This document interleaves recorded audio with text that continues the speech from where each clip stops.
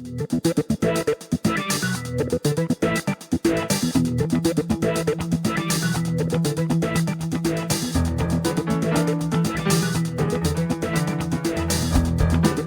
are listening to the SDSU podcast presented by the East Village Times with your hosts Andre Hagberdian and Paul Garrison.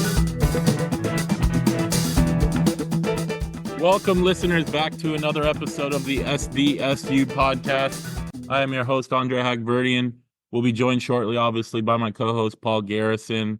This is episode 141, and it comes to you the morning of the opening game of the 2024 season for San Diego State and the start of the Sean Lewis Aztec Fast era. Later today, San Diego State will be taking on Texas A&M Commerce at 5 p.m. at Snapdragon Stadium. But this week, we had a chance to chat with Aztec for Life and Aztec Link founder, J.R. Tolver, who talked to us a lot about what Aztec Link is doing to support student athletes at San Diego State, not just on the football team, but all sports. And also, we couldn't let an opportunity go by without asking JR about what his thoughts are on the team, the quarterback, and the new season. As I said, this is episode 141. It's our third episode of this first game week of the season. If you missed episode 139, Paul and I did a live YouTube stream to preview offense, defense, special teams this year. So go check that out either on YouTube or on audio platforms if you missed it. And then we put out episode 140 on Thursday, which was interviews with Coach Mike Schmidt, the offensive line and run game coordinator coach, and Zach Barton, who is the associate head coach, the special teams coordinator, and the tight ends coach. So they gave us a lot of insight into how fall camp was going, kind of a supplement to not just the episode 139 live stream that we did, but also the 3 articles we put out on each phases about a week or two ago. So check out all the previous episodes and the articles. We hit you guys a lot of articles over the last month or two, gearing up for the season. And now the season's here. The articles won't stop, but they'll be a little bit different because we'll actually get to talk about real games and real stats and real performances when the lights are on. So let's get to the interview with JR, and then Paul and I will come back at the end to give you our takeaways. We want to welcome back Aztec for Life, J.R. Tolver, to the podcast. How's it going today, JR? Going good, man. Happy to be hanging out with you guys today. Absolutely. Yeah, we're pretty much on the eve of the start of the season, so I think people are getting more excited. There's a lot more buzz going on right now. You're obviously the founder of Aztec Link. I think you just passed the 2-year mark. Is that right? Yep, 2 years in July. So we're in month 25 now. How has Aztec Link kind of evolved in your eyes through those 2 years and provided like student athletes, the support that they were looking for or need? Yeah, I think when I first started it, the goal was just to have something that would keep us competitive. Brady Hoke asked me if I would spearhead it, and I probably should have said no, to be honest with you, because of all the other stuff that I have going on. But I have a passion for it. I have a passion for business. Obviously, I have a passion for San Diego State. So it kind of made sense for me to say yes. But as far as evolution is concerned, things have changed a lot since the beginning. Mostly my expectations. I kind of thought that, hey, listen, I understand how important NIL is going to be, and it's going to happen quickly. The NIL environment is changing a lot very quickly across the country. Obviously, other San Diego State supporters and fans will see exactly what I see. I'll open this thing up. I'll put some credibility behind it as being, a guy who's come through the program and inducted into the Hall of Fame, cares about the community. And there'll be a bunch of time, talent, and resources that follow as a result. But it was met with a little bit of resistance, and I was not expecting that. And it makes sense. NIL is different. It's changing college football. It's not only just changing how college football and college sports are run, but it's starting to change the culture and the fabric of, I think, what we all think college sports should be. But the reality is it doesn't matter. NIL is here to stay. Those programs that lean into it, that get really good at, are going to get great kids and they're going to retain great kids. And obviously, when it comes to winning games, whether it's on the court or on the field, the Jimmies and Joes are always going to exceed the X's and O's. So it's a big piece of the puzzle. Aztec Link is doing a lot just in general, but I know with football starting and there's a 100-yard challenge going on. Can you tell us a little bit about what that is and how that came about? Yeah, so the 100-yard challenge is a way for us to give fans experiences. One of the things that we're doing with the 100-yard challenge is if you contribute $16 or more, you're going to get a hot off the press Be the Alpha t-shirt.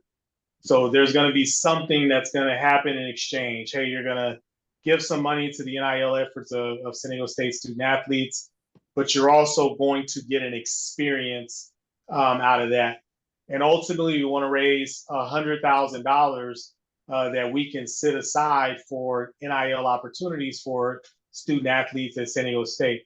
The other piece of the puzzle that I think is really cool is when you think about name, image, and likeness, let's talk about like Xavier Hamlet. A kid who went to Lincoln High School, who played junior college football here in San Diego and then earned a scholarship to San Diego State. When Xavier Hamlet was at Grossmont College, he and a couple of buddies decided, hey, let's go out and feed the homeless. Yeah. And they did it. They loved it. They got a lot of joy out of it. So look at it this way. A part of Xavier Hamlet's name, image, and likeness is giving back to the community. And these are the types of opportunities that we're trying to create through name, image, and likeness, things that align with the passions and the purpose of the student athlete, but allows them now to make a little bit of money as well. So we teamed up with the Lucky Duck Foundation on this 100-yard challenge. Homelessness here in San Diego, as we know, it's an epidemic, right? It's a huge problem. I think the Lucky Duck Foundation has been probably the best proponent in the community attacking that problem as a nonprofit organization. So we teamed up with them and said, hey, listen, yes, we're going to go out and raise money for NIL opportunities. But as a result, if you participate in the 100-yard challenge, just know that every $500 we raise, we're going to dedicate 200 hours back to the Lucky Duck Foundation. And to me, that's name, image, and likeness. It's using a student athlete's passions and their purpose. It's getting them connected into the community in a way that they can make a little bit of money, but they can also get to know the community. And I think it's not, jets and Bentleys and all the stuff that we see in the big papers. For us, name, image, and likeness really is about connecting students with purpose and connecting the community to those students. Yeah, I feel like a lot of people look at NIL as just a maneuvering of basically pay to play. Like, we want to win, and this is how we're going to get the best players. And they lose sight of that social and economic impact that it could bring to the community as well. And that's definitely something that gets lost in the bubble. So tell me a little bit more about what you just mentioned with Lucky Duck Foundation. For every $500, how many community service hours are going to be there? 1. Okay. And then is that an Aztec student athlete who's going to be performing that, or is that somebody connected? It'll be an Aztec student athlete. So we have 200 hours of community service that we're going to set aside and facilitate for Aztec student athletes to do work with the Lucky Duck Foundation. And how does, I guess, having a relationship with a group that, this is what they do, right? I mean, they're in there, not just, from my understanding, it is not about, as I'm sure all of us at one point in our lives have went and gotten 99-cent cheeseburgers or whatever, and got some waters and went downtown and just started handing them out. Yeah. But this is a group that's dedicated to truly doing all the steps to be able to get people off the streets. I mean, how does being able to have that relationship and facilitate that through that, I guess, make that 200 hours even more impactful? Oh, it's exponential. I mean, think about it. It's like, hey, I can go to the park and, try to teach my son how to throw, right? or I can go to the park and ask Drew Brees if he'll come down and teach my son how to throw. The time that my son spends with Drew Brees doing that thing is going to be exponentially more valuable than it would be with me. And that's how we feel about this, right? We think this is a leverage opportunity. Let's put our student athletes into the hands of the people that are actually dedicated to doing the work. And I think that does one of two things. Number one, it makes the time that the student athletes spend very, very, very valuable. Let's be honest, they're super busy. They got sport, they have family, they have classroom. Time is like their least possession, their least quantity that they have. So we're going to ask them to do something. We want it to be time well spent, right? So then if you take a company like Lucky Duck, who says, hey, listen, we want you to go spend 2 hours with Lucky Duck making an impact in the community of homelessness. Guess what else could happen? Man, I am really passionate about this. This is probably something I could see myself doing after I graduate. Now, all of a sudden, the student athlete has met, Drew Moser, who's the executive director of Lucky Duck. They're building a relationship. If this kid graduates from college and he wants to go into public service or public administration, he now has a contact in a relationship, or she has a contact in a relationship that they didn't have before. So we really do see this as a holistic way to get the student athletes on the job learning, so to speak, to make their transition, even when they leave college, a little bit easier. No, that's great. And then obviously, we've mentioned Lucky Duck now just on this podcast, probably, 10 times.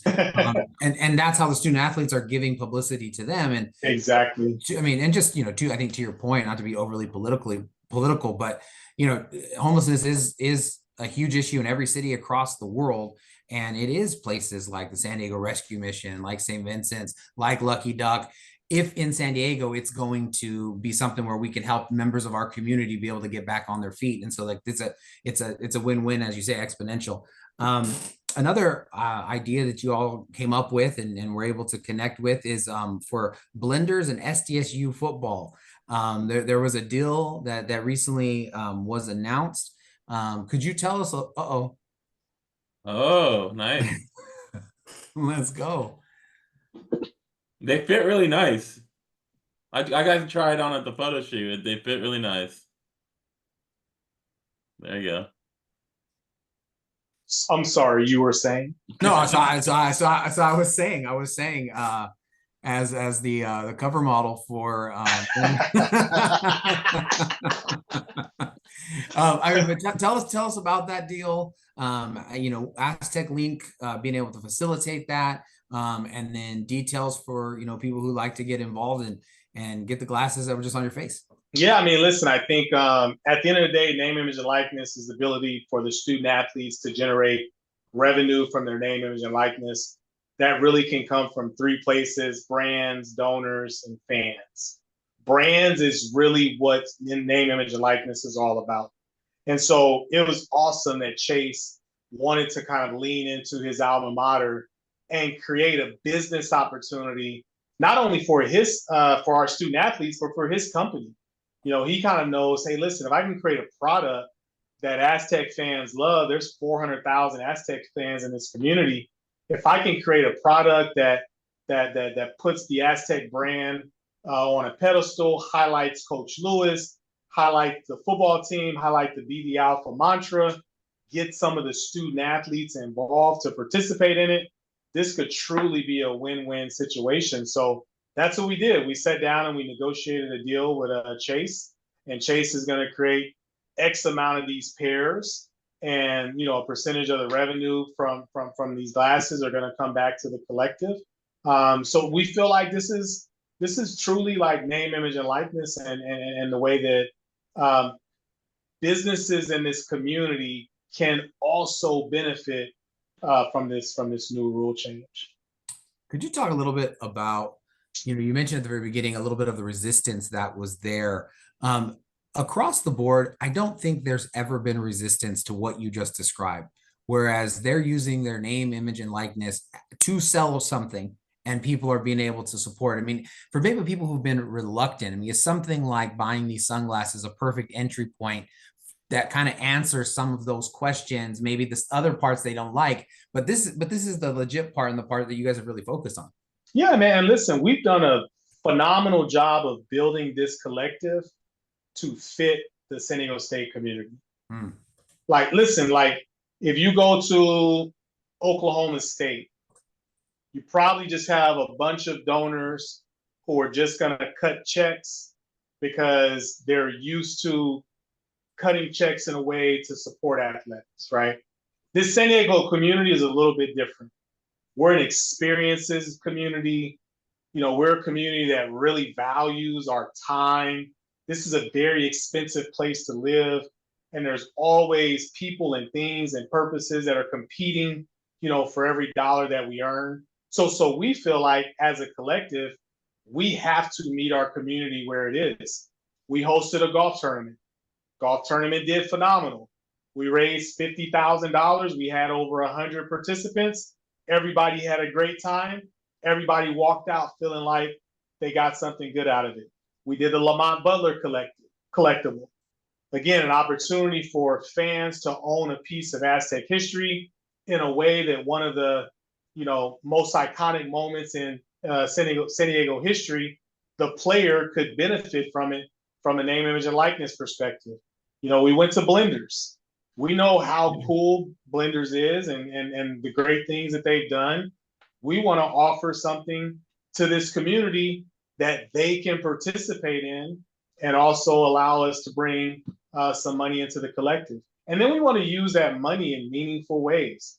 You know, we don't want to just give the student athletes $1,000 to post something random on Instagram. Because again, our goal is to make sure that we're enhancing their experience at San Diego State as well. How can we do that? We can put them in meaningful positions. You know, we sent a couple of dozen guys to the Day-to-Day Foundation to do volunteer work at Lincoln High School. We sent guys to First Chance U to go do volunteer work for Jamar Taylor at Helix High School. We sent Danny O'Neill and AJ Duffy and Cal Crum to go work with one of the best quarterback coaches here in this area, Doug Brady, with his camps. So again, we're using this money to make sure that the student athletes get meaningful experiences. Because as you guys know, the money will come and go, but it's really like, did that 2 or 3 hours make my light bulb come in a way or inspire me in a way that it makes me want to be a better person, or it kind of shifts maybe the who I want to be when I grow up conversation. And we feel an obligation to both. We feel an obligation to the student athlete. We feel an obligation to the brands and the fans and the donors. And Aztec Link, we're really just here to connect and build a bridge between those two parties. I know, I think that's what's most important, I think, to fans, not just at San Diego State. I mean, it's one thing to ask fans to donate their money towards like a contribution or for maybe some content, but like if you're gonna go buy sunglasses, high quality sunglasses from Blenders or anywhere, and you're paying, I think the basketball ones were like $70. If you're paying that to get sunglasses and you're contributing to the student athletes, or you're getting a golf experience, or you're buying, I think, earbuds or J-Labs, right? Those are things that you're buying because you're probably going to go buy anyway, and in turn, you're helping support the student athletes. Yeah, and I think again with our sheer numbers here of 400,000 San Diego State alumni that still live, you know, relatively close to the university. I was talking about this today at the kickoff luncheon. You know, some I think collectives are looking for a few people to do a lot. We're kind of looking for a lot of people to do a little, right? If we can get, you know, 40 or 50,000 subscribers who are contributing to our $22 a month offering that's going to give you some access and some unique experiences, now all of a sudden we're in the exact same conversation as a USC or UCLA. We just did it a little bit differently, right? And again, we've spent a lot of time trying to figure out what this San Diego community will respond to. And I think because of the time of our board of directors, Austin Bolton and Carly, Bill Hammett, Mike Coleman, the time that we spend really just iterating, and as like Mike likes to say, solutioning for what is the collective design for this San Diego community. Every day, I feel like we're getting a little bit closer to being exactly what this community needs. We talked about blenders. We talked about the 100-yard challenge. Are there other things out there that fans should be on the lookout for, whether it's for football or any other sport? Yeah, so one of the things that we're really excited about is the games. We got 6 home games this year. We will have a presence at every single home game this year. And again, if we can get 30,000 to 40,000 Aztec fans in one place, and we can provide experiences or opportunities that they care about, and we can get 5-10% people in that venue to participate, we're going to feel really, really good. So I would say just at the games, look out for the Aztec Link QR code, look out for the Aztec Link table. We're going to be giving away some Be the Alpha gear in exchange for becoming a subscriber to the collective. We'll have some stuff going on in game. We have unique opportunities for some of our supporters to potentially be an honorary warrior. We have potentially some coin toss opportunities. We have some on the field recognition opportunities. I think we have a lot of things that, depending on what your appetite is, there's an opportunity for a lot of fans and a lot of businesses in this community to be involved.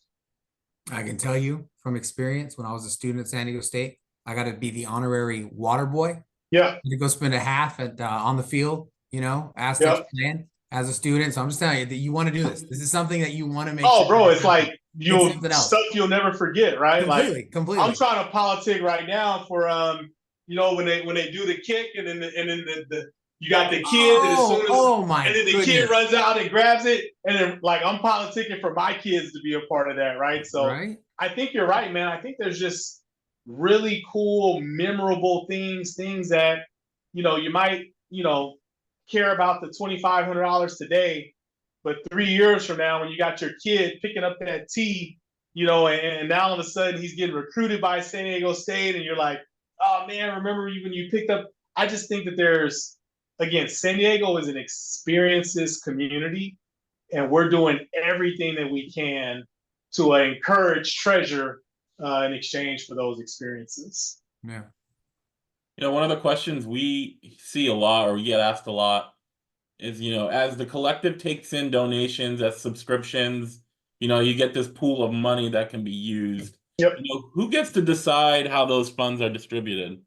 Yeah, that's a really great question. So we really look at ourselves in the same way as a nonprofit would, right? Which is every single dollar that comes in needs to be accounted for, and every single dollar that goes out needs to be accounted for. Now, we have some cost of doing business expenses. We have to buy, directors and officers insurance for the collective. We have some social media marketing expenses. We have some platform expenses that we got to make sure that we're tracking all the deals with the student athletes. So we do have some cost of doing business expenses, but our true goal, and this is where I think who decides where the money goes, we want to get 70% is our first goal. 70% of all revenues that come to the collective are going back to the student athlete. Our ultimate goal is over 90%, right? So if you start thinking about, just from a business standpoint, your base layer of cost of doing business expenses, granted, we're all a volunteer board. Nobody on the board is, making any money or getting paid. We did just hire an employee who's now working for Aztec Link. So again, that becomes another cost of doing business expense. But the lower we can keep the expenses in ratio to the money that we get into the collective, our goal is to always say, well, where's the money going? Hey, 90% of the money is going to the student athletes. 10% of the money is going to the cost of doing business. And granted, who gets what and how much, I think that's less important than for the community to know that 90% of the funds, our goal is that 90% or more of the funds that come into the collective are being used for name, image, and likeness opportunities for the student athletes. We had an opportunity this summer to speak with Brendan Hill, had him on the podcast. And he was promoting the release of the NCAA video game. And he was just, supporting and championing the collectives and things of that nature. And he was explaining from his end, he feel, his connection and all those things to what you all are doing. But, what have you seen from him and what he's brought to the mix? And I guess just in general, the support from the university and to be able to get this job done. Yeah, so listen, I think we have an advocate in the building, somebody who understands and knows how important NIL is, and he is able to communicate that to leadership. Obviously, JD and Moose and some of the upper level leaders in the building, they have other priorities as well that they kind of have to juggle. It's phenomenal to have somebody who's constantly advocating for name, image, and likeness in the building. I'll give you a good example. If you look at the Blenders deal that the San Diego State basketball team did, and you look at all of the pictures, they're all wearing blanks, right? Because Blenders is not a multimedia rights partner with San Diego State University. So yes, they did a deal with the student athletes, but they weren't granted the use of the IP. Well, this time around, you will see that the student athletes that are in the shots, they will be wearing their San Diego State jerseys. That does not happen if we don't have somebody like Brendan in the building continuing to iterate and have conversations around how NIL is a part of the university, even if it's not necessarily inside the university, how it's actually benefiting the university. And even though Blenders may not be an MMR partner today, maybe this is something that brings enough recognition to the university that Blenders sees value in it, and maybe they become an MM partner down the road. So again, I just feel like if you don't have a guy like Brendan in the building who really understands the complexities of the NIL world, but also what the university itself has to be held responsible to, there's no way that we would have done what we've done, either Aztec Link or Mesa, in the short time that we've done it. Great.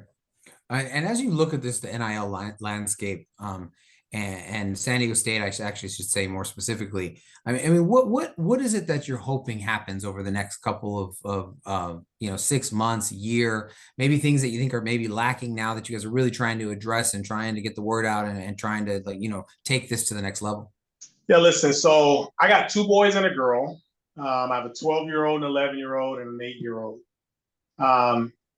Currently, admittedly, the NIL programs at San Diego State have been designed for men's football, men's basketball, and then we as Aztec Link are doing our best to include women's sports and other sports. And I think Mesa's doing as good as they can to include women's basketball. But the reality is it's still pretty lopsided, right? And again, as a father of a daughter, if my daughter comes to San Diego State and she's playing soccer, I want her to have as many NIL opportunities as anybody else in the school. So that's one of the things that I want to see change is I want to see us, and this is something that we're challenging ourselves as a board to do. How do we operate in a way that we're going to not only continue to be really good at creating these NIL opportunities for Aztec football, but how do we start really being intentional about making sure that the young men and women who aren't in the football program but are Aztecs for life, how do they get involved? So that's probably the biggest thing. I think, Mike Coleman, who was a director of operations at Qualcomm for a long time, he's just a savant when it comes to operationalizing visions, right? He's done a phenomenal job of helping us see the bigger picture operationally so that we're building something that doesn't break. as it grows. He's very conscious and cognizant, and we're all very conscious and cognizant of it's not working exactly the way that we want it to work right now, but we are going to continue to work for it. So you guys will see a campaign come out, a fentanyl campaign come out that we did with the women's soccer team, 17 soccer players. We're very, very, very proud of that because we had to go out and raise the funds for that campaign so that we could pay for the production of the campaign and obviously pay the student athletes to participate. That's what I want to see change over the next 12 months, is that we get better and better and better at opening up these opportunities to sports across the university. Is there anything from an Aztec Link perspective or NIL we didn't ask about that you want to mention or point out? I think I think my biggest takeaway is a lot of people doing a little bit. It's going to go a long way. We obviously have to continue to focus on the revenue that continues to allow us to operate at a high level. But if we can start communicating to the community that, hey, listen, $22 a month from 22,000 people is going to be way more sustainable, a lot easier to build around than if we have to find a $500,000 donor every quarter, right? And again, I think there's enough people out there that care enough about Aztec athletics that if we can continue to, preach that message, hopefully that light bulb starts coming on for more Aztec fans, and we can continue to grow our base of supporters who we can exchange experiences with. Yeah, we mentioned earlier about the season starting on Saturday. What's your perspective on how the team is looking? I don't know if you've made it out to any practices or any of that sort. Like, how do you think the team is looking for the season? Yeah, I saw some of the spring ball practices, a couple of practices this summer. I didn't get a chance to catch the scrimmage. I was out of town. My senior year at San Diego State, we had a new coach. I was at San Diego State for 4 years under Coach Tolver. We were very ground and pound. My junior year, I think we won, 3 games. I think we went 3-8, and just didn't have a great experience from the win-loss standpoint. But when Coach Kraft came in, the energy was completely different right away. And I think it had a lot to do with just the philosophy from leadership, right? So like Coach Tolver and Coach Lay were very, in order to win games, you got to run the football and stop the run. Coach Lewis is coming in and saying, in order to win games, you got to go fast and score points. I think that intentionality by itself is going to create a different product on the field. It's going to create a different energy in the stadium for a community that loves to be entertained. As a kid, I used to go and watch San Diego State go up and down the field and score a bunch of points and stop nobody. And it was the greatest thing I've ever seen, right? So I think how good the team is obviously always going to come back to the amount of wins versus the amount of losses. But I think the product that we see on the field is going to be vastly different. And I think it's going to be the philosophy that the 30,000 plus people that come and watch San Diego State play is going to want to see happen. Yeah, I think you and Kasim, your hands probably still hurt the balls that you guys caught that year. You know what I mean? Oh man, that was a time. It's funny. I have a bunch of stuff in here from when I played. Like this is the 2002 receiving yards per game statistical trophy. I got my Hall of Fame kind of run there, and there's just I mean, man, I just have a lot of memories from my time at San Diego State. Granted, we did not win as many games as I would have liked. You know, my senior year, we went 4-9.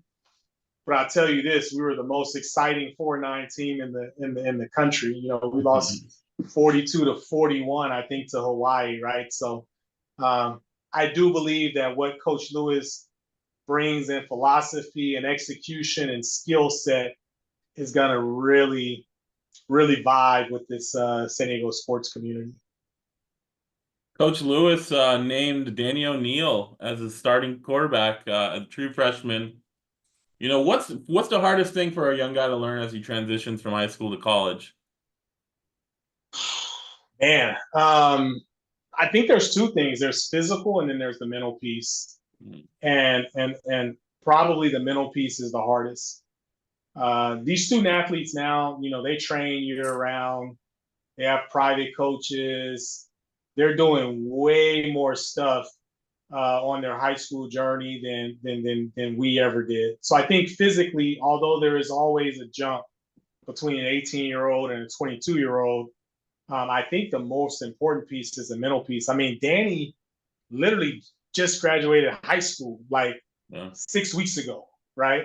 Now, granted, he came to San Diego State in the winter.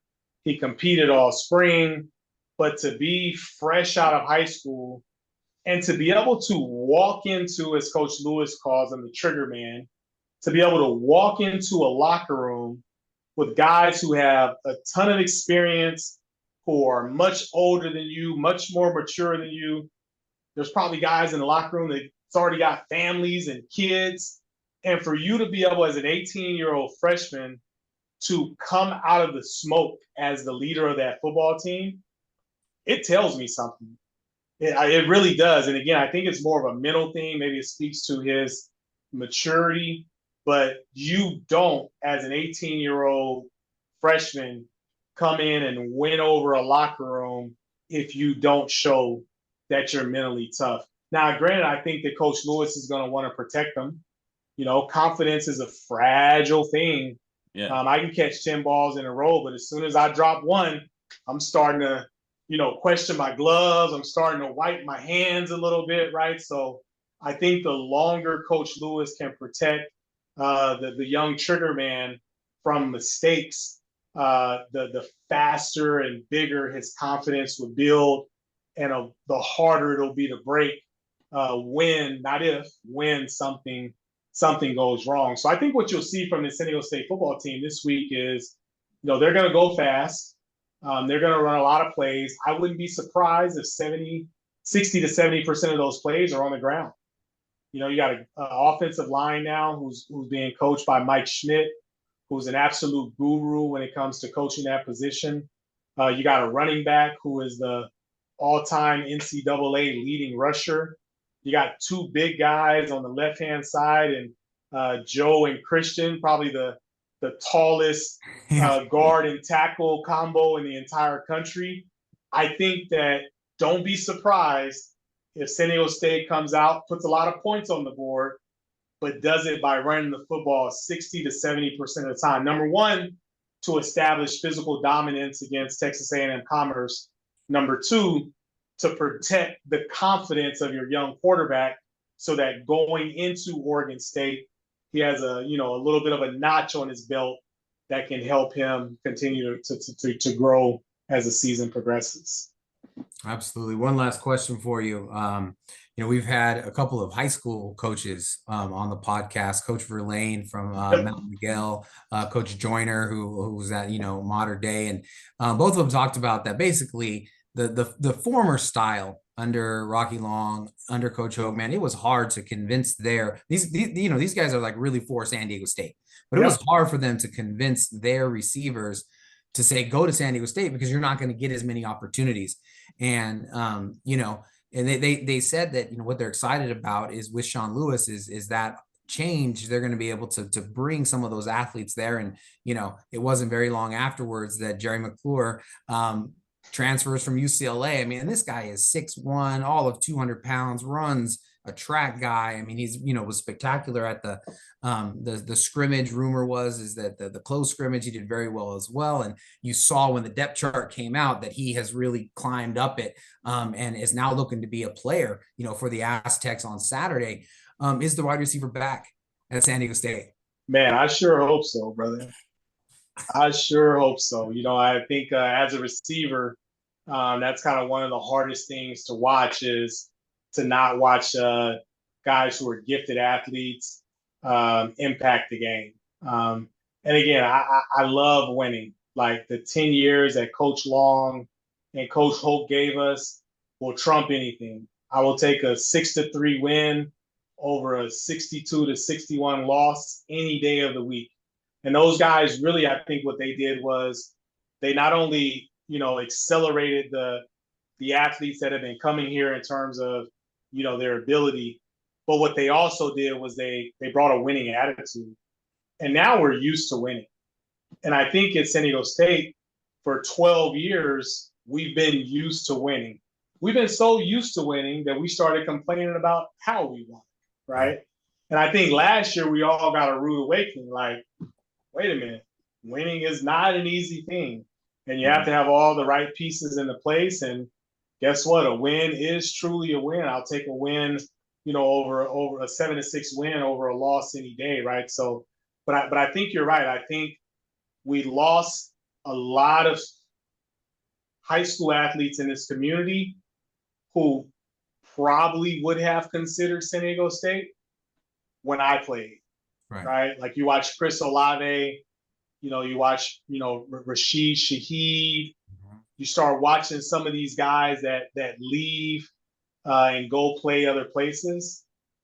I think maybe you would have had a shot at those guys if you showed that you put the ball in the air 20 to 30 times a game. So I do think you're going to see a change. I do a Wide Out Wednesday week award. I'm excited about the first one that's going to drop tomorrow. It's no secret. Ty, at Lincoln went 12 catches for 300 yards and 4 touchdowns. Nuts. Now all of a sudden, that kid who's catching bombs from Akili Smith Jr. and being a big part of the offense will watch Lewis Brown and Jay Sean Pope and some of these other San Diego State wideouts, Jerry McClure, and say, holy crap, if I have an opportunity to go there, I think maybe I want to go there. Whereas before, I think if you're a running back in this community, like a Lucky Sutton, and you see, hey, I'm going to be able to run the ball 20, 25 times a game, you decide you want to come to San Diego State. The great thing about Coach Lewis, all the research I've done, he's a balanced guy. Mm-hmm. Like everywhere he's gone, he's run the football as well as he's passed it. And I think with the athletes that we have here in San Diego County, that's going to appeal to a wide variety of guys. Absolutely. And sparked another question, man. I think in week 0, we're looking at New Mexico, and they are up huge, and then they don't know how to close a game. They don't know how to win. Montana State, that does know how to win, stayed in the game, figured it out, and won. Nevada, big lead against SMU, huge underdog, same thing. They got double digits. SMU that knows how to win figures it out at the end. And I know that with the Aztecs, a lot of during that time as they were building up, there was that, like, do they know how to win a road game? Do they know how to, and then they learn how to win. You'll know better than I would. Does that, I guess, kind of, what's the right word? Does that know-how, does that stick with the program? And would you expect the players, even though they're under a different coach, to be able to still have that it factor, that intangible that so many teams are trying to build across the country? Yeah, I think until your new team wins, you don't know how to win. Okay. So I think, and again, we got a lot of turnover in this program. There's a lot of new faces. These guys are kind of coming from all over the place. They're gelling together. You got a brand new coaching staff. You know how to work. These guys have been working their tails off since January. And as a football player, if there's one thing we know how to do, it's know how to work. But I think you're absolutely right, PG. You have to learn how to win. And you don't know how to win until you win together as a team. So for San Diego State, this is their first opportunity to prove that the work that they put in, they can translate that into winning against Texas A&M Commerce. And then once you win one, it's a lot harder to lose a game after you've won a game. So I think, this first game of the season for them, getting that win under the belt, learning how to win together is going to put them in a whole different lane going into week 2. JR, thank you so much as always. We appreciate talking to you, seeing you at the games. Where do you say Aztec Link is going to be at the tailgates or in the stadium? Can you tell us exactly where? Yep, we'll be on the concourse somewhere. We're still trying to figure that out right now, but we'll be on the concourse. We'll have a table. You won't be able to miss us. We'll have a bunch of Be the Alpha T-shirts that we'd love for you guys to come and grab one of them, get you a subscription to Aztec Link. And again, we'll have some in-game stuff.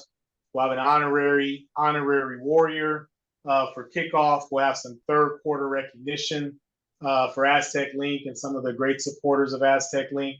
So we'll have a really nice presence before and during the football game. And we just want Aztec fans to know NIL isn't going anywhere. And we've kind of band together as a board of directors to say, hey, let's make sure we have not only just something, but something special. So as this NIL need continues to grow, we're growing right along with it.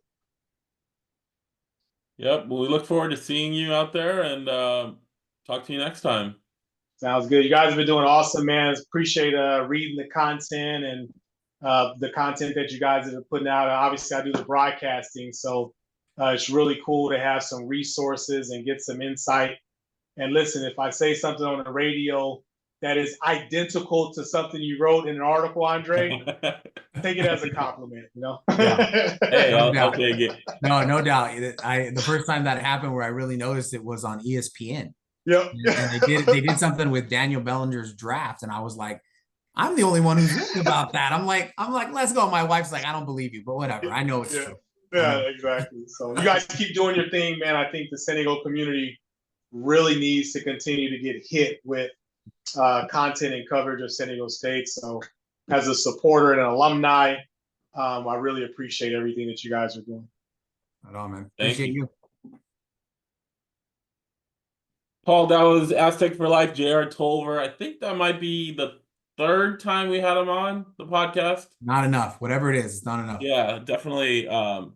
Not just for Aztec Link, information, but just as a former Aztec player and someone who's still around and does, as he said, some radio stuff. What do you make of just what Aztec Link has become over the last 2 years and what JR and the rest of the team have done?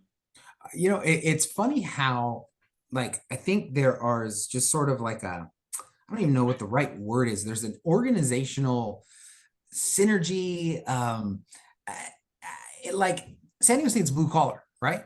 It is started as a teacher's college and has turned into, a research powerhouse, in my lifetime, right? Went above its charter almost, and was able to do that. The football team, has went, and the basketball team risen to national prominence with guys who just fight. They're dogs, as they say, right?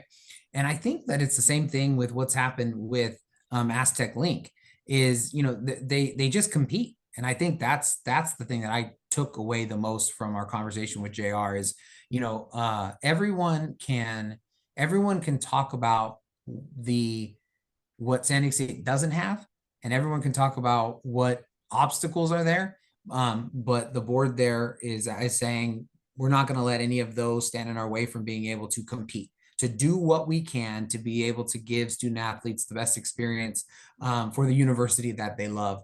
And I think that over the last 2 years and how that's developed, with the We Believe network and having just insight into these players, that as much as we've tried to give the fans of San Diego State, they're giving even more. And so I think that they're competing, and they're going to try to figure out how to be competitive. And the more people that they can convince to come compete with them, the better San Diego State's going to be. And they're going to keep, blowing that trumpet saying, let's go. Yeah, I mean, I think we hear a recurring theme from talking to Brendan, talking to JR, talking to other people that are behind the scenes in NIL about like you doing good for the community, helping the students with their, on the job training as part of that as well for their future endeavors. And I think people get lose sight of that just because it's, fans want to win. They're focused on how can we get the best players? We need to pay them or not. And I think they lose sight of how much of a benefit it could be for the people in the community in that sense. The second piece of it is Blenders. Like what Blenders is doing and how they've stepped up is exactly what San Diego State and other schools need. What they did for the basketball team, what they're doing for the football team. Um, with the I think basketball raised 75K, football they're hoping Chase told me they're hoping to raise 100K, and he's hoping to do this every year with new lines and stuff. And as I mentioned in an interview, like I think those go a long way because it helps all three facets, right? It helps Blenders as a local business because of the recognition and the marketing. It helps the student athletes for the contribution, and it helps the fan or the alumni because they get something tangible out of that money that they're paying that they might have spent anyway. And we all love content. We're in the content business, right? But at the end of the day, you're paying a subscription and you're getting an interview or a video. That's really cool. I mean, I love that stuff. Yeah. But other people want something more tangible, and they're willing to pay money for something more tangible that, serves a purpose to help the sports, but it also gives them a cool pair of sunglasses, or as I said, J-Labs, or a golf outing at a nice golf course with their friends. So I think that stuff, we need more. San Diego and San Diego State needs more Blenders to get in the mix for it to really try to compete with the big boys. But as JR said, like they're doing what they can and are to compete with their the group of five per se level. So are there more Blenders out there? Who knows? I know JR and the team and Brendan's team are looking for them, but I think Blenders has stepped up to the forefront. And they should be commended for that in the community. Yeah, without question. And I think, sometimes it's the right thing. There's been, I think, from long time football fans and definitely from coaches, there's been kind of this sadness with the state of current college football because of all of the changes. And I understand what they mean. However, I also think that it's like a little bit naive to think that the former system was this amazingly pure, wonderful thing. People complain about NIL because there's going to be teams that are going to be able to pay their players the most, and they're going to get the most players, and they're going to get they're going to be able to have the best chance to win the national championship.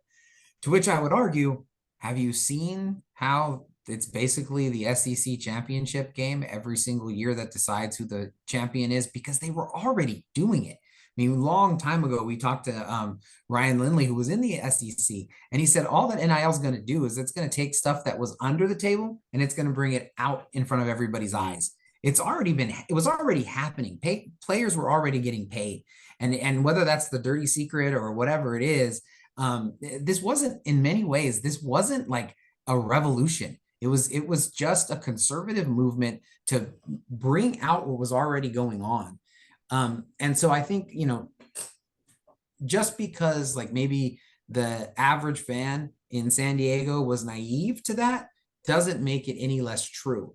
And this is an opportunity to have space for other things. I mean, in the former system, the great things that the San Diego State team is doing with the Lucky Duck Foundation was outlawed.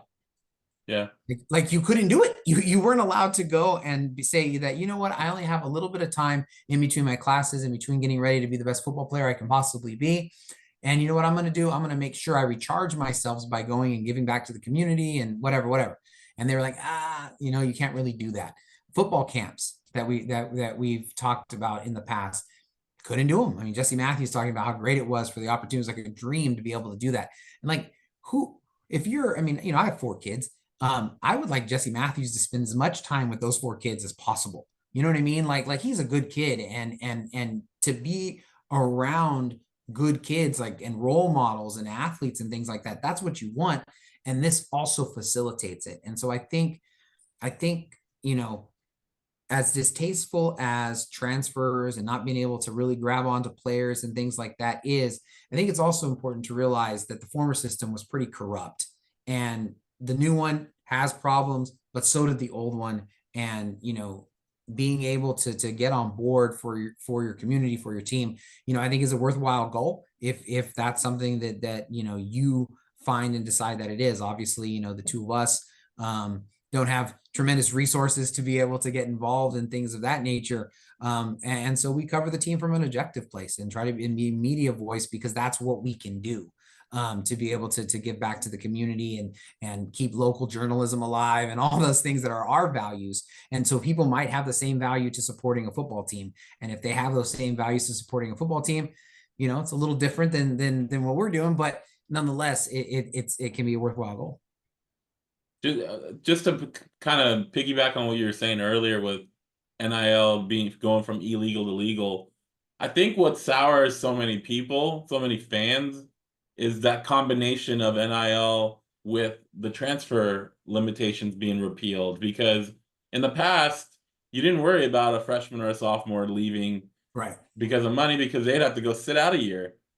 And then nobody wants to sit out a year, and their NIL probably they wouldn't get money for if they were coming in to sit for a year and not being able to play. I think it's that marriage of NIL and no restrictions on transfers, pretty much, like, literally, right? And now you can even transfer 2-3 times before you're a graduate. Right. But the It's old just, system was coaches could do that.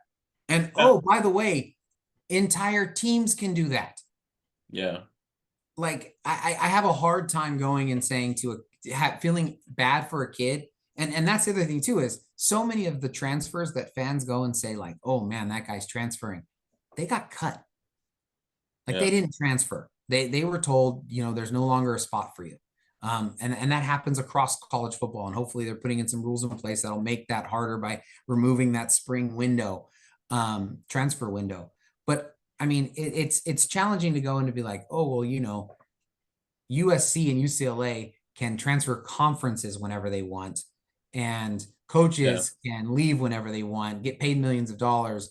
And that was the old system. The old system kept these kids locked in place. And now all it's done is democratize that and make that a little bit more equal. And the horror stories of a coach being bad to a kid, well, the kid has some recourse to be able to leave now. So again, it's I don't think it's there is sour. an ideal system. There is an ideal system that we can all create in our mind. But I think when you compare what actually was with what's happening now, I don't think it's as like sour and dark as people try to paint it. No, I'm not. I'm not against the idea of not letting him transfer. I think, but what happened is when it basically lets other teams tamper and throw money at kids and then get them to leave, I think the fans, some alumni, will look at it and say, "Oh, this sucks." Like, how can I start rooting for a player when I know they're going to be leaving in a year and things like that? And I get it, but it's just happening across the country. It's not just a San Diego State problem. But at the end of the day, it is what it is, and as JR said, like, NIL is not going anywhere. If you want to support the team and you want the team to continue to do what the things they need to do, then they need to support. And it's up to each fan to support exactly how you said, like, how they want to. If you pay season tickets and you feel like that money is what you're contributing, that's still a good, valid contribution to the athletic department. If you don't want to pay season tickets, but you have a We Believe network or an Aztec Link monthly subscription, then that's the way that you're going to contribute. If you want to go buy Blender sunglasses or J Labs or whatever else is opportunities are out there, you can do that. Everyone has their way of contributing.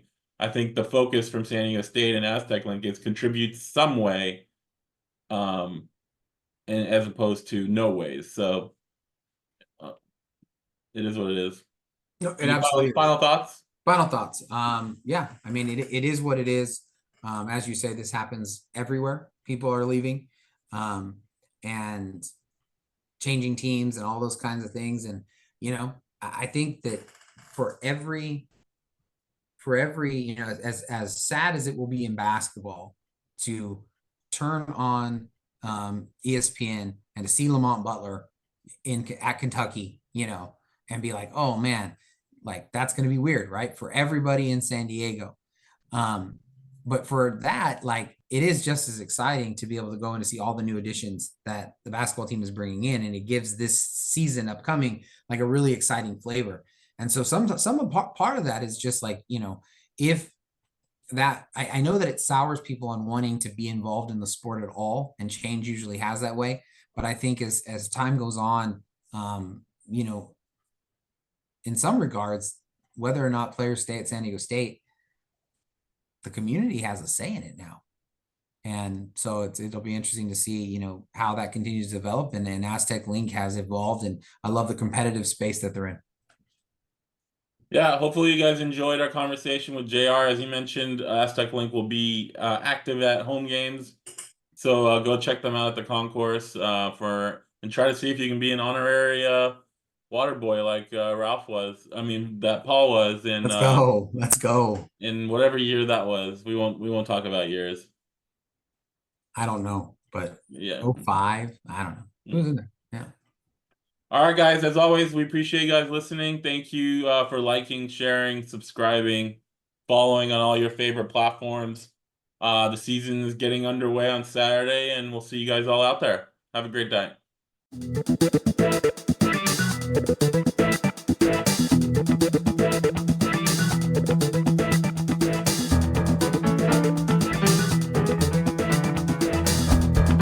You are listening to the SDSU podcast presented by the East Village Times with your hosts Andre Hagberdian and Paul Garrison.